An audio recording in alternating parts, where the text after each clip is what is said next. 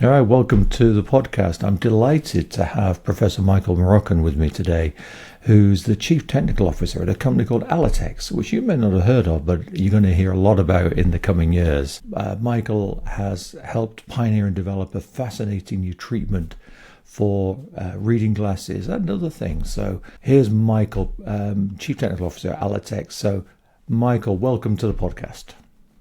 Thank you, Dave. It's a great pleasure, to have a conversation with you about, the future of refractive surgery, the future of vision correction, and I'm very excited, to bring this product now finally to the European market. The viewers may or may not yet know, Allotex has been developing a fascinating inlay that can go inside the cornea to treat the need for reading glasses. Let's just start with the basics. So the new treatment is all about helping people with reading glasses, and this is kind of the first application of the technology. So I know as ophthalmologists and optometrists, we would call that presbyopia. But could you explain a little bit about what presbyopia is and who gets it and what does it cause to the eyes? I think the good news is everyone will get it. It's not really a disease. It's a condition that comes with aging. Mm-hmm. And what happens is, over the time, and typically around the age of 45, your natural lens inside your eye gets a little bit more stiffer, similar to how your skin is aging. The consequence is that you lose the ability to see nearby. So people usually experience that, when they never worn glasses their whole life. They were proud of it. They had excellent vision at all distances. They could see wonderful the mountains. They could easily read a book or they were on their cell phone. But when they get around the age of 45, it kind of hits you like a hammer. On a sudden, the near vision kind of stops being clear.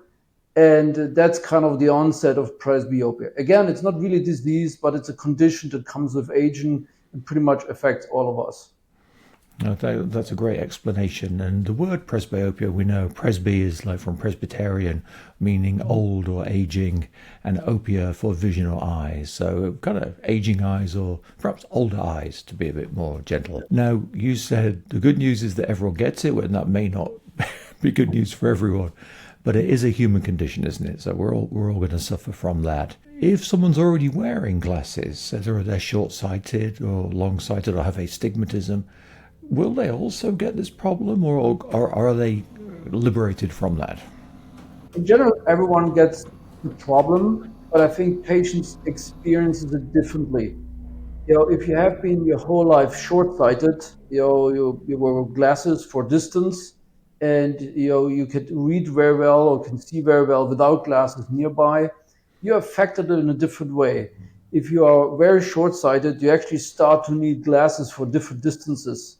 So you can remove your glasses if you look at your iPhone, but then you need some glasses if you look at your laptop or a computer monitor, and then you need different glasses to watch TV or drive a car.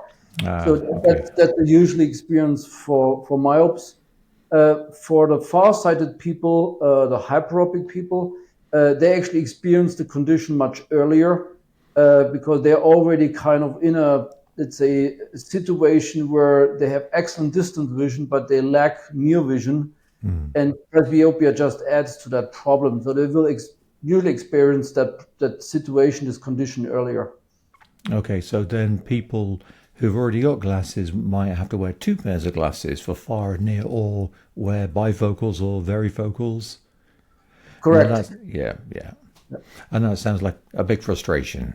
Yeah, and actually I can share my experience there, from real life is, I was teaching for many years presbyopia in university to students. And if you're young, you don't really get that experience. And when I got about 46, it got very terrible. I had to change permanently my glasses. It was very uncomfortable. This uncomfortable situation when you have permanently to change something. Yes, there are progressive glasses, which in some countries called even multifocal spectacles, and they can give a good compromise, but they come with other challenges by peripheral vision being deformed or not very clear. You can see some side in the periphery, people get halos or reflections, so they have some other compromises that you have to take if you were those multifocal approaches. Yeah, we've seen some literature and research on that, and people who wear varifocal glasses, where the reading bit is at the bottom of the lens, and you're going to constantly having to move the neck, and patients can get their neck pain from just this kind of tilting to get the right bit of the lens where it needs to be. So this sounds like a universal problem that's going to be a big headache. You can buy these glasses over the counter in many places, but you're still going to take them on and off.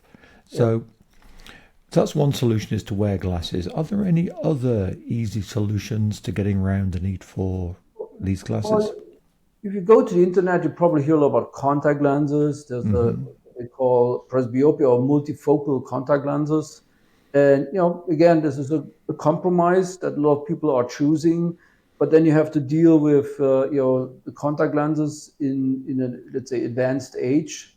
And also you have to consider the quality of the front surface of your eye, the cornea, and if that's healthy and stays healthy with a contact lens over wearing that of such a long period of time. A lot of people actually in that age category, when they get presbyopic, they also have a limitation about wearing contact lenses.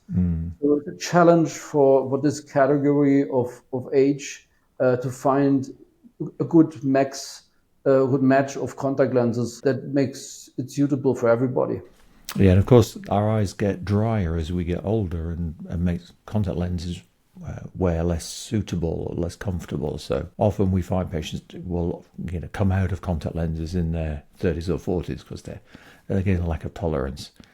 Okay, so we've got glasses, which is one solution. Contact lenses, which may or may not help. Other solutions that people are kind of getting into is, about 2 years ago, especially in the US, there was a hype about using eye drops, specific presbyopia eye drops.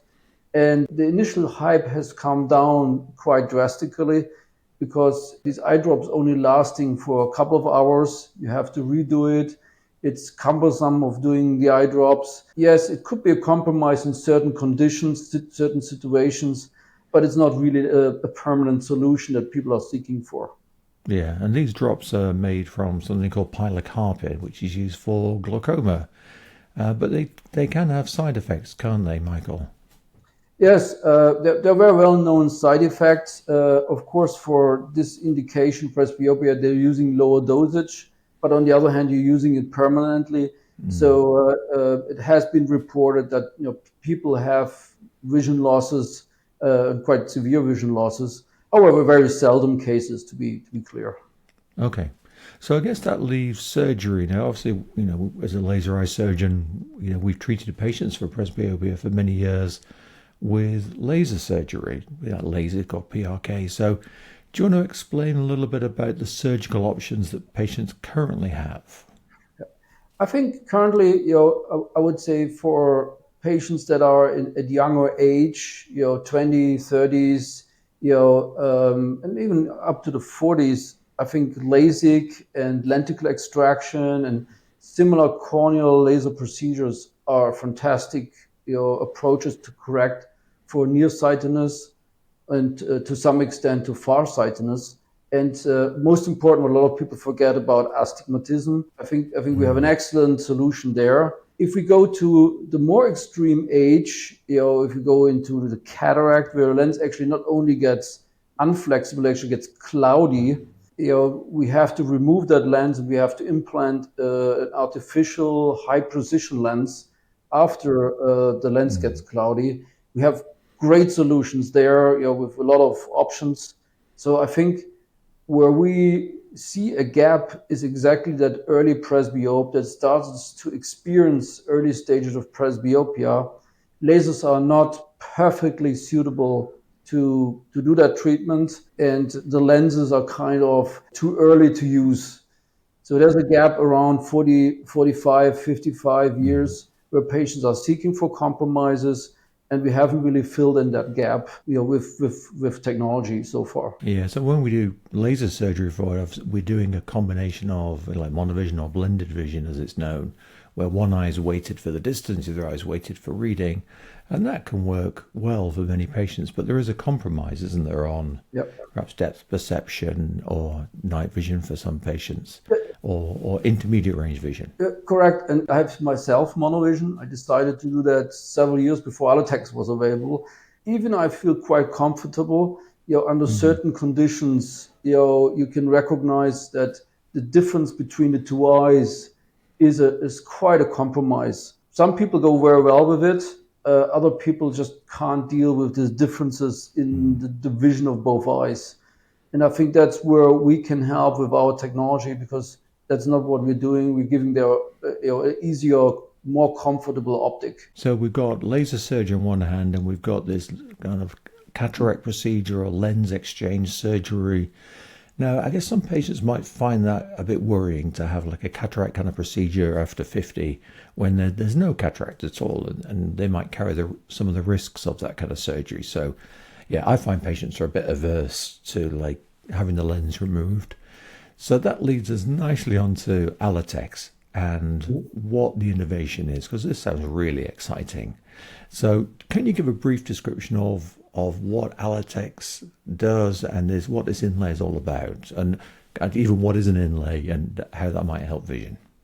So on a nutshell, is what we're doing is we're basically forming a lens made of human collagen that is shaped like a perfect lens, and it will be inserted into your cornea, not inside the eye, inside the cornea, and can stay there for the rest of your life. But the beauty of this is, it's adjustable. If the surgeon needs to make some adjustments, he can use a laser to adjust.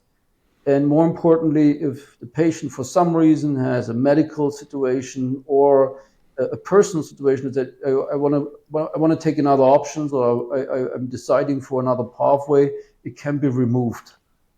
And that's where it comes into the differences between laser surgery and lens implantation inside your eye, where removability or reversibility is very, very tricky. And that's, I think, that's where we can bring in, for the time period of your early presbyopia stage, we can give you an excellent compromise to be spectacle independent.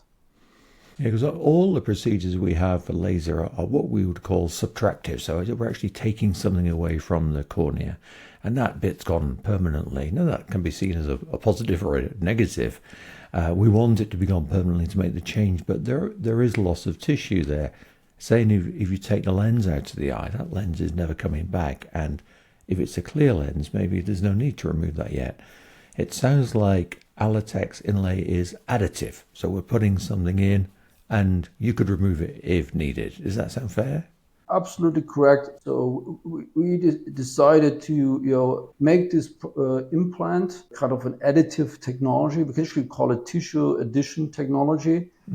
So you're adding something, you can experience the vision. If you're happy, it's perfect biocompatibility. It's known for almost 100 years that this material is well accepted by the cornea. As I said, if for any reasons there's a need to remove it, it can be easily removed.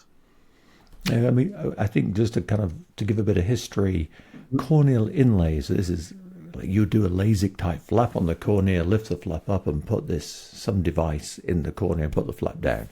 So we did some work with a type of inlay 10, 12 years ago, as many others did, and there are different variations of inlays that have been around over the years. They were all synthetic, so these are artificial materials, and certainly we found, as everyone else did, that the cornea just ultimately doesn't like having that foreign body in there, and you can get a little whitening or a pacification around that inlay, and many of those we had to take out. So it was very frustrating as a surgeon to say, like, the patients loved the result, but it didn't last very long, and then it could lead to complications in removal.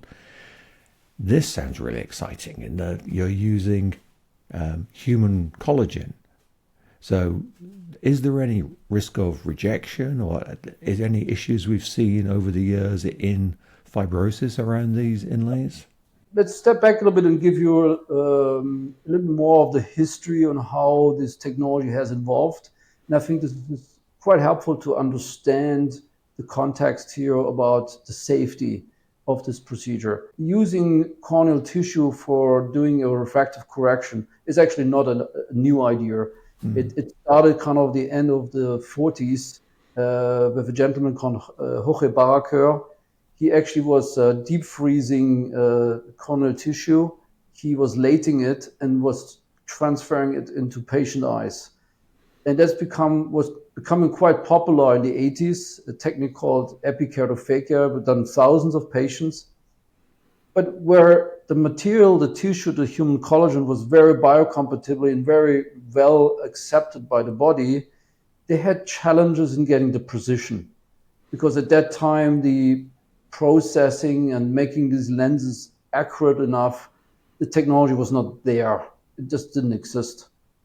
So it got forgotten. And at that time, you can see where the early synthetic material comes in, because logically is, if you can make it nicely with tissue, and you can make a synthetic material has the same biocompatibility, but better optics, that's the solution.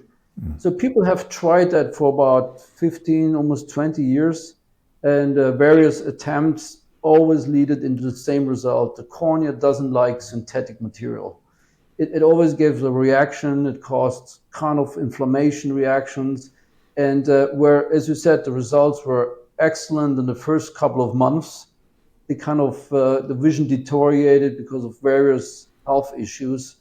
And patients and surgeons got very frustrated. And that's where we picked it up and say, okay, so we looked at the capabilities of processing human collagen today, and we realized we can do this with a much higher precision, almost similar of the precision than what you can do with a synthetic material. And if we do this, now we can combine these two worlds of high precision with excellent biocompatibility from human collagen, and that's how we formed the Allotex product. So coming back to your point is, I think the ophthalmology society has gone to a big learning curve, starting from natural products with tissue, going to synthetic, realizing that the cornea is not a good place for synthetic material, and now moving back into natural solutions with human collagen and high precision. Well, so from personal experience, using a corneal inlay gave fantastic results in the early stages. And some of my most upset patients were those where I said, look, I'm sorry, I've got to take it out because it's going to lead to a problem. And they really didn't want to have it removed because the vision was great. But we had to remove it. Now, we would see those problems appearing anywhere from, 2 to 4 years. Certainly by 4 years, they were all getting fibrosis. So tell me a little bit about the research that's gone into just proving that this is safe and lives well in the cornea. Yeah, you're absolutely right. If you look at the development of these, very unpleasant situations by a company, they are not immediately. They're actually kind of coming with time, and then you can see more and more patients with time got the problem. And some of the products reached about 75% of all patients treated with haze after 3 years. So the approach we had in Allotex is, okay, we need to show safety more than 3 years, that we're not generating this problem. And we commenced a European multi-center clinical trial with sites in the UK, in Ireland, the Czech Republic, and Turkey. 5 years ago, we treated patients with our product. We followed these patients, even to the tough times of pandemic. And today we have solid 4-year follow-up data where we can demonstrate that none of the eyes in the study have developed the same haziness that was known from other implants or the synthetic implants. So I think we have a high confidence as well as a high, statistically assurance that we are not following the same pathway that was observed with the synthetics. Yeah, we've seen those corneas even 4 years or more on are crystal clear, aren't they? Yeah, exactly. Actually, what we see is, because it's a natural material, the first couple of days patients have a little bit of a blurry vision. That's, just comes with the tissue being transferred. It keeps on clearing up. And for me, the exciting thing of being, also research on this field is at 4 years, it's almost impossible to see them. So if I cannot see it, if the clinician cannot see it, that means the patient cannot see it, which is a good thing because we want to have a clear optical media in the eye. So that's pretty exciting. And then, of course, we have testing mechanisms to show that the effect is still working. And all of that was very, very positive. Yeah, so tell me a little more about that. So this is what patients want to know, isn't it? So, will I be free from my glasses? How will I have to wear them sometimes? Can you give a broad description of how things have changed over those 4 years and how good are patients 4 years out? I think we need to look at this category of age patients. If you're more on the younger age group, 45, we haven't seen any relevant changes over this 4 or 5 years follow-up period. What we recognize, those patients that were quite older, already in the study, being close to 60 or above 60 starting age, where we see that they develop their eyes farther and they might experience some cataract. So for us, the sweet spot of age is about 40 to 55. Or if the lens is perfectly clear, then they will suit very, very well. What patients experience is they get no alteration in their binocular distance when they view with both eyes. The distance is very crisp clear. They get a very good gain in the intermediate distance. Intermediate distance basically means your computer screen distance. And they get a significantly increase in their near vision, which basically means around 30, 40 centimeters to look at your cell phone. So that's the range of vision comfort we can provide. Now, like we all have different hobbies and different activities in our life, if you're required to see very close, very precise, for example, bringing the camel through the ear of a needle, or you're doing suturing, you're doing very close work, watchmaking, that solution needs to be looked at if this is the right solution for you. But for, let's say, most in the population, far more than 90%, we want to have the freedom, vision comfort at pretty much all distances. It's a great option. Yeah, one of the things I hear from patients is when they're in the reading glasses age, if they walk out of the house and have forgotten their reading glasses, they're then stuck. They can't see the menu or the phone. And often they're having to borrow a pair of reading glasses from someone, or they have to make the journey back to the house to get the glasses. So I think what patients might want to know is if they do walk out the house and you're fully freedom. You can drive your car. You can see the distance. B, you can see your dashboard of the car. I think daily life without, let's say, special vision additions, you don't have to wear any spectacles. So reading a book or looking at the mobile phone. Yeah. That's those activities are very comfortable. Do not require any additional vision correction. No, that sounds wonderful.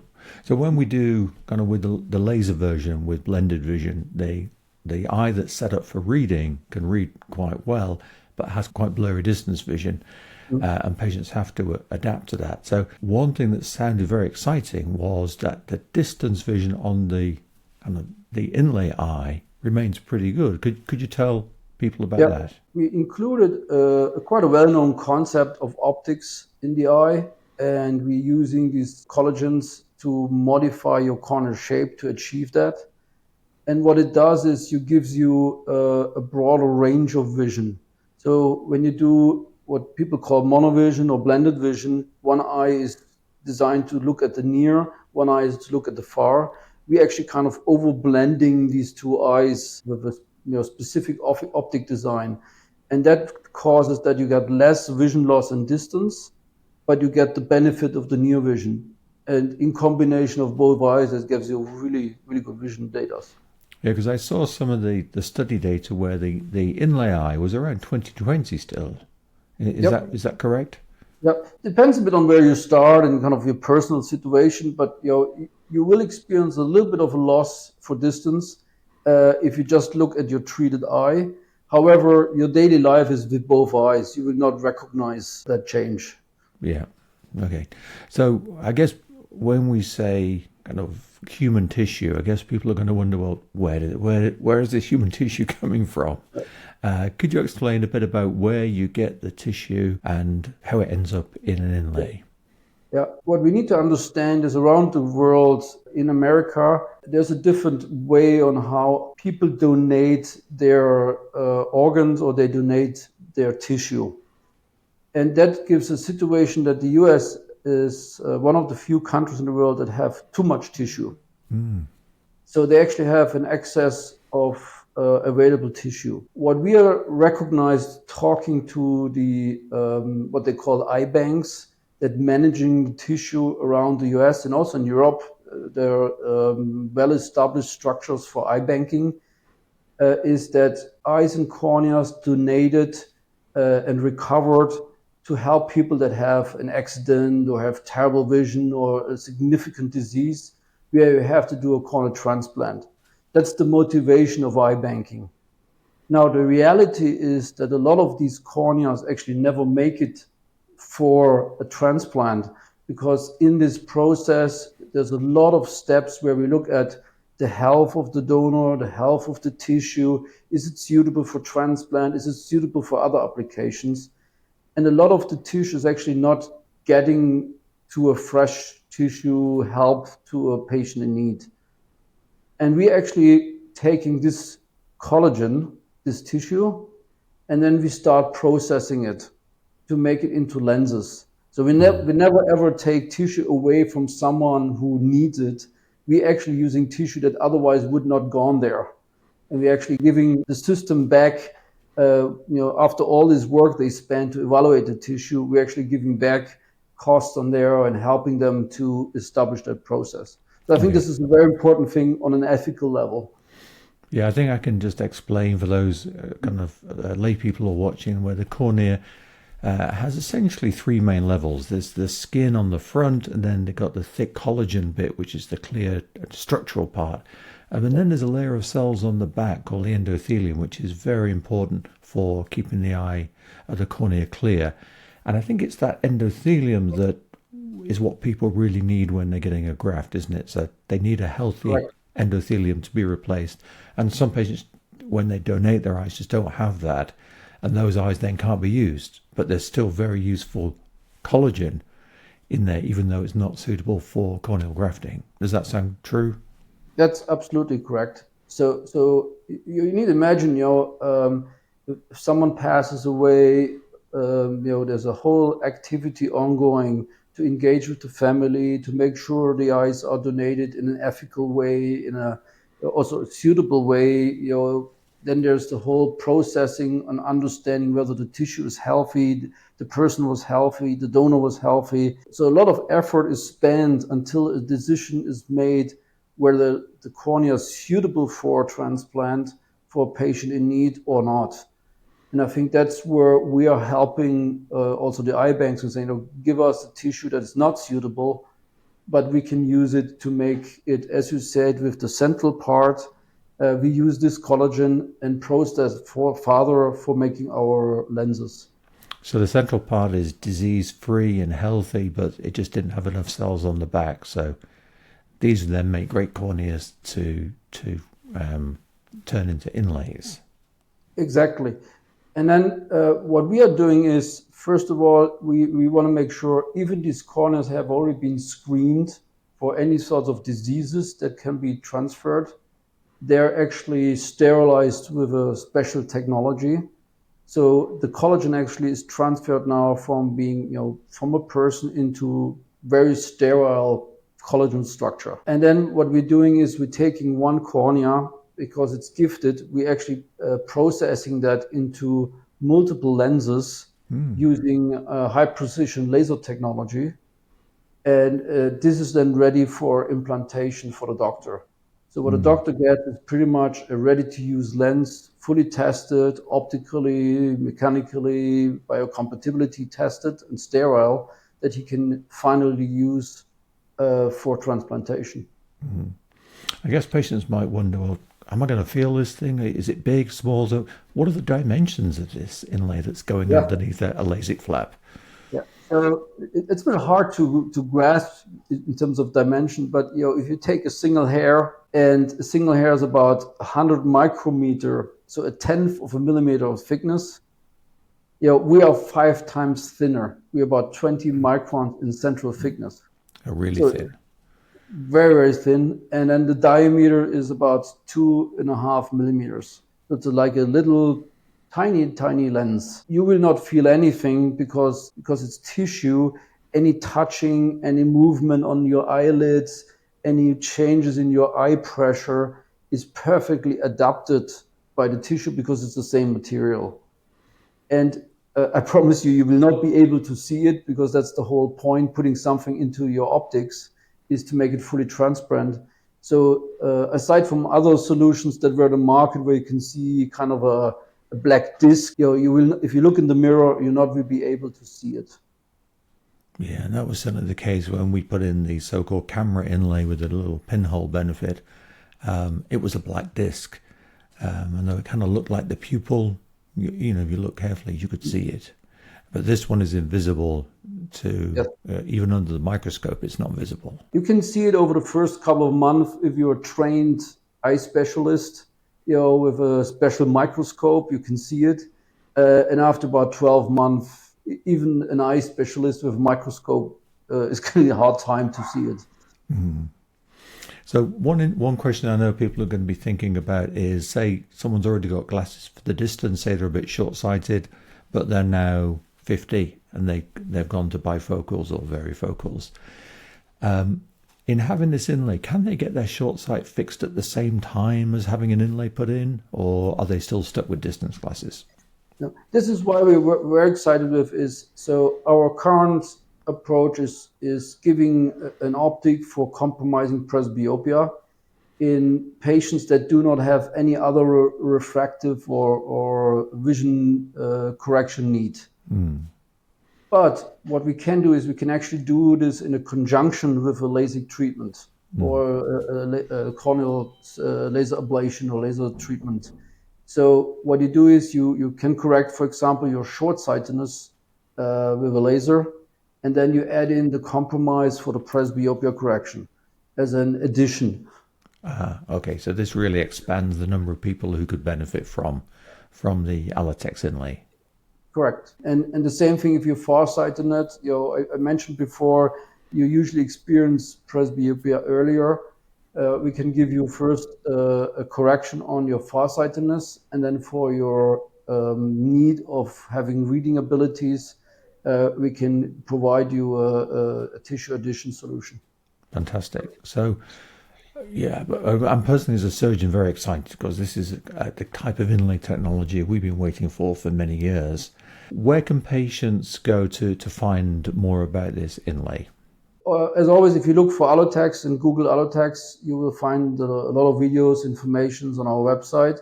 But I think more important is, we're starting to launch the product in Europe with various experienced refractive surgeons. You can find them on the internet, and we will have that also on our website with whom we're partnering with. And they are well-trained refractive surgeons that have getting experience with the product, and we're excited to bring this also to the UK. Yeah, so my own clinic is Focus Clinics in London, and we will be offering this a bit later this year. And so for those who are searching, that would be Allotex. We'll put it on the screen here, ALLOTEX. And allo, I think, comes from allogenic, doesn't it? Correct. Yeah, meaning tissue from the same species. Correct.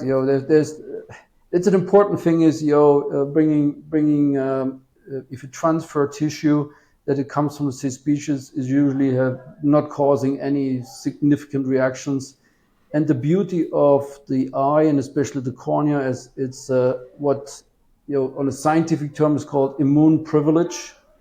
If you can see in your mirror or in front of your partner's eyes, there's no blood vessels, so the cornea doesn't have any blood or doesn't have a blood symptom. So it's much easier to transfer tissue and transplant tissue without any reactions there. And these inlays are made from corneas where all these cells have been stripped out, so there aren't cells to create a rejection problem or be detected by the host's immune system. Yeah, that's exactly, because we're not transferring these specific cell layers at the back of the cornea.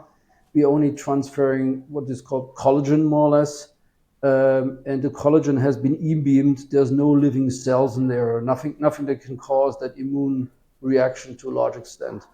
And that has been tested not only, of course, in humans. To bring a product to the market, you have to go extensive testings to make sure that is safe for the patients. Yeah, and I know it's a very rigorous process to go through to get approval for this kind of technology. Now, I guess one thing that people are thinking about is this sounds amazing, but it also sounds very expensive because all the work that's gone into creating these inlays. So what are people looking at in terms of cost, or how can we compare that to existing treatments? When you never have worn glasses your whole life and you experience that, you want to have a compromise, I think it's going to be somewhere in a pricing for a one eye treatment for LASIK, between two eye treatments, somewhere there. Depending on the different markets, in Europe, on average, I think a LASIK treatment is about €2,500 an eye. So we probably going to look for something around 3,500 to €4,000. Okay, if people are just having it in one eye. And then I guess for many patients, they may have some glasses already because short sight has become so common, over 40% now. So those patients will be paying for the LASIK as a standard treatment, and then something a bit extra to include the inlay. Correct. Is that right? Yeah, correct. Again, depending a little bit on the market and the positioning and what the service includes from the clinic, because a lot of people get confused with pricing of procedures. But I think you can imagine the price for bilateral LASIK, both eyes treated, plus some extra for the implant. Yeah. So for the UK, for a premium centre, or it's very skill centre, you're looking at 4,500, 5,000 or more for both eyes for modern LASIK, and then something a bit extra for the inlay. Correct. Great. So patients just need to then start Googling for Allotex and the country they're in. And as you roll this out in different European countries, that's going to become much more available. Well, I think you're going to get a lot of interest from people on this, Michael, and I'm sure you've done your numbers and calculated it's a very big group of people. Yeah, I mean, the exciting pathway for me is bringing tissue addition to the market. We started off in presbyopia. We already have developed a solution for a condition called keratoconus. And you can imagine we're not going to stop here. We want to expand this technology to bring it as a great alternative to your classical vision correction like spectacles and contact lenses. Yeah, I mean, your work in cross-linking collagen for the treatment of weakened corneas, is firmly established and groundbreaking. And has revolutionized the treatment of those conditions. So I think we all want to thank you for that. And we're all very excited to now experience the an allergenic inlay, which is something I've been waiting for years. Are there any final thoughts you might have for people out there? Just kind of, because you've done so much in this field and in ophthalmology. Is there anything in particular you'd like to be remembered for? Because that you seem to have done so much in ophthalmology and innovation. I think I had the opportunity in the early 90s to did a first project when I was a student to build a laser for after cataract therapy, capsulotomy. And what fascinated me is that I can use light and laser to help patients to see better. And that kind of has driven me in the last 30 years in working on innovative technology and bringing it from the laboratory to the bedside. And I think I had the opportunity to participate in several products that went into a global market and helped patients around the globe.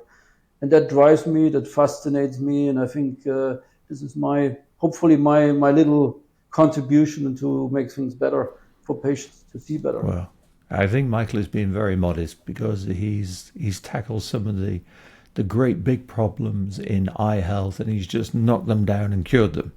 So we're really excited what's coming next, and whatever you turn your brain to in the future, we're going to be excited to see what that is. Thank you, Dave. All right. Thanks for joining us today, Michael. It's been my absolute pleasure to talk to you. Thank you. Thank you very much, and great discussion. Thank you.